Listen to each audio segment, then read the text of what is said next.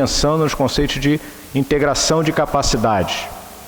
E dentro dessa nova, vamos dizer assim, abordagem, não caberia mais a gente falar em PAEMB, sim estruturar a força em capacidades e, de alguma forma, essa complementariedade entre as capacidades da força e as capacidades conjuntas no âmbito do Ministério da Defesa. Como o gerenciamento do portfólio estratégico entra nessa questão? De certa forma, eu busquei comentar a integração sinérgica de cada um desses projetos. Hoje a gente pode raciocinar com cerca de 200 projetos estratégicos, mas dentro dali eu comentei que alguns são processos, que são também importantes, mas envolvem, por exemplo, capacitação de recursos humanos. É um processo, mas ele também é importante, porque ele busca também a questão do alcançar o ponto tecnológico futuro. Então, todos esses elementos são, de fato, importantes e eles têm que trabalhar dentro de uma integração.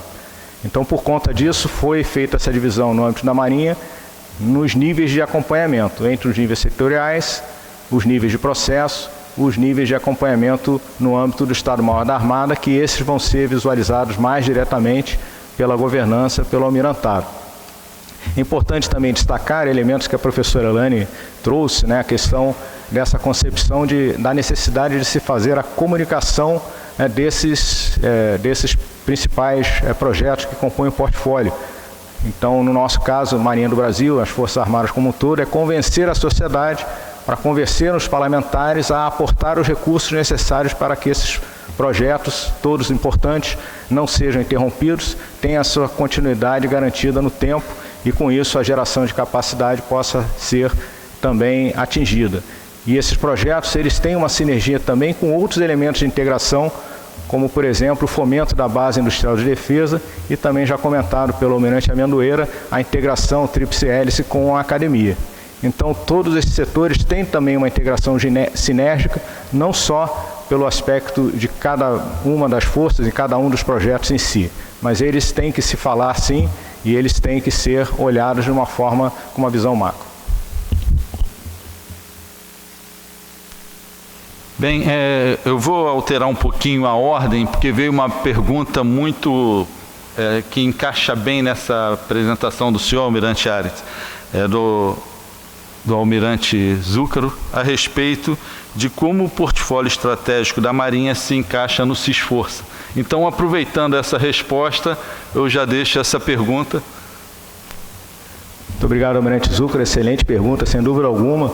O portfólio estratégico da Marinha, ele em si não é a solução. Na verdade, ele é o resultado daquilo que o CISForça busca desenvolver e, ao mesmo tempo, ele também traz, nessa configuração que nós colocamos hoje, vou usar aqui uma expressão um pouco mais cotidiana, trocar o pneu com o carro andando. Porque diversos projetos já estavam em andamento na Marinha e são importantes, logicamente, foram identificados pela alta administração naval de acordo com as suas configurações e outras necessidades, outras mudanças tecnológicas surgiram e estão direcionando novas demandas. E o CISForça, o Sistema de Desenvolvimento de Força, tem identificado essas novas capacidades que precisam ser geradas, sem esquecer também aquelas capacidades que precisam ser mantidas. E eu dou um exemplo aqui da aviação de asa fixa na Marinha.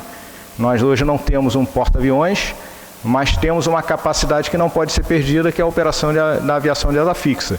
Então, por conta disso, até comentei, um dos projetos importantes é um porta-aviões, para a gente retomar essa capacidade que, para o tamanho e a pujança do país em relação não só às suas águas jurisdicionais, mas também no contexto do nosso ambiente, do nosso entorno estratégico, o Atlântico Sul, é fundamental que nós tenhamos uma capacidade, nós retomemos essa capacidade.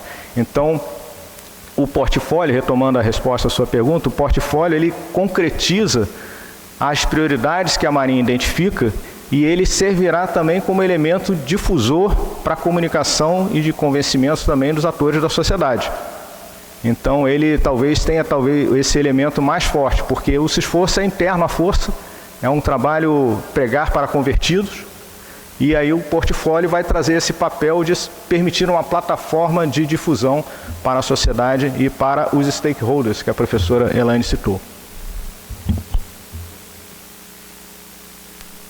Só parabenizar, né, pela lógica, né, pelo encadeamento de como a coisa é feita, né? Existe uma disputa de recursos que não é uma disputa somente institucional, né? Ela vai para o Congresso Nacional e é a partir dessa comunicação, a partir da demonstração do potencial de resultados efetivos para a sociedade que se conquista o orçamento, né?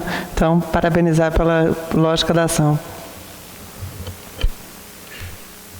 Então, muito obrigado pela pergunta, pela resposta. Continuando ainda nesse tema, tem um mais voltado para a questão organizacional da Marinha do Brasil.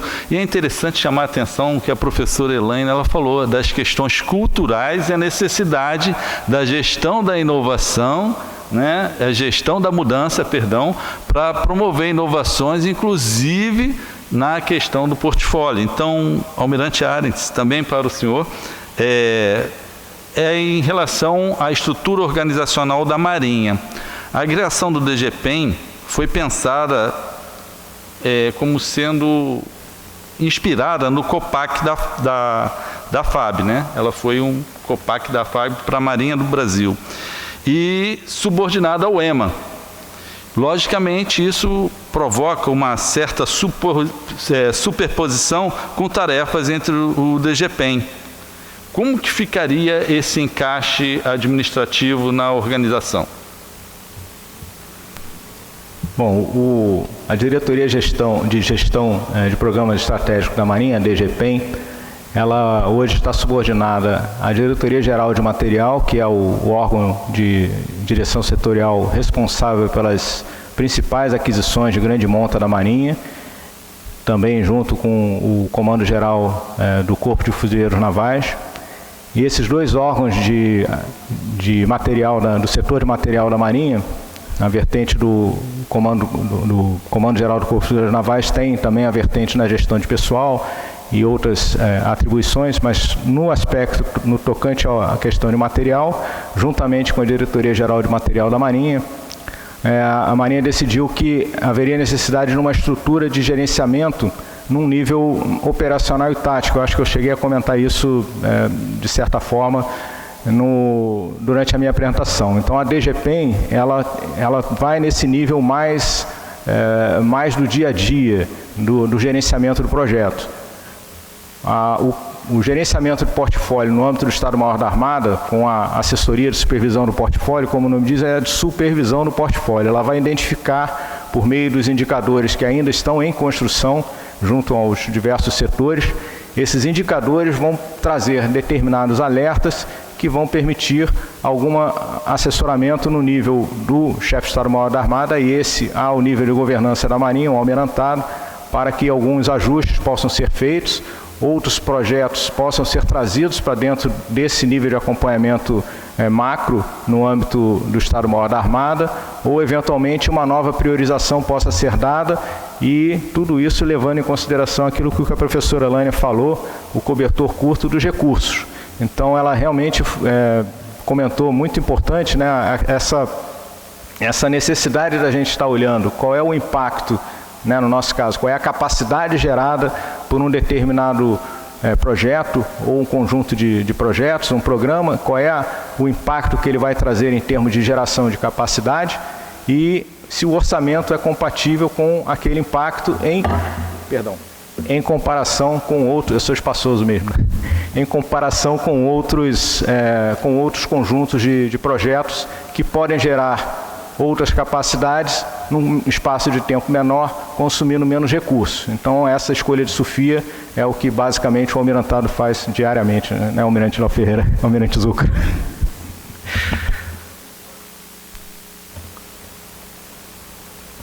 Bem, esse desafio é interessante, a questão cultural, a professora Elaine já chamou a atenção, porque quando nós mexemos com estrutura, mexemos com poder e a necessidade de adaptação à nova realidade ao mundo.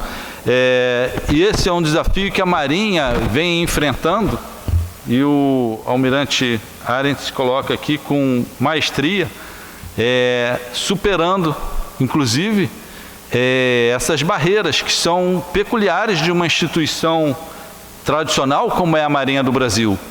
É uma instituição permanente, como assim está definida, e por isso também tem uma cultura muito forte, não é fácil superar isso. E já nessa pergunta também do processo estratégico, Almirante, vamos a mais uma pergunta agora de uma doutoranda do PPGEM, da Universidade Federal Fluminense, Carolina Abinder, e ela pergunta a respeito do processo estratégico, a atualização de outros documentos que influenciam os projetos estratégicos, como o PEN 2040, ocorrerão apenas após a atualização da Política Nacional, Estratégia Nacional?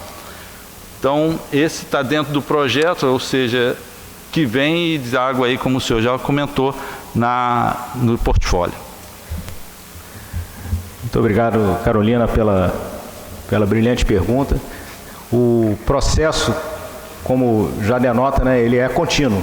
Ele é contínuo, um processo de planejamento ele também é cíclico e ele também é permanente. Então, essa questão de esperar a revisão das políticas nacionais de defesa, estratégias nacionais de defesa, elas ocorrem a cada 4 anos.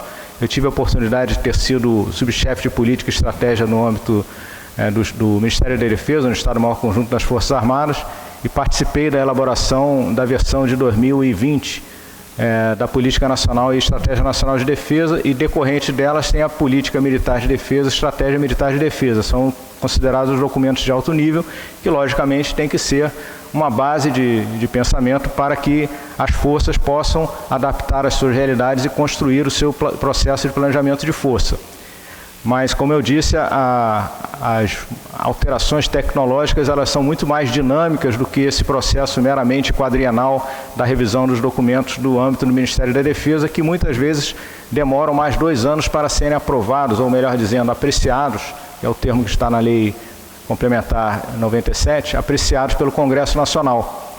Então, não ficamos esperando isso. A versão de 2016 só foi apreciada pelo Congresso já em 2018.